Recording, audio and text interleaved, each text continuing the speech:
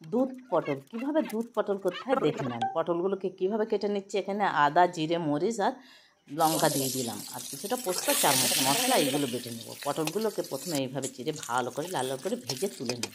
যদি আপনাদের এই ভিডিওটি ভালো লাগে অবশ্যই লাইক করেন। ভিডিওটি প্রথম থেকে লাস্ট অবধি দেখার জন্য অনুরোধ রইল। না দেখলে বুঝতে পারবেন না আমি কখন কী দিচ্ছি।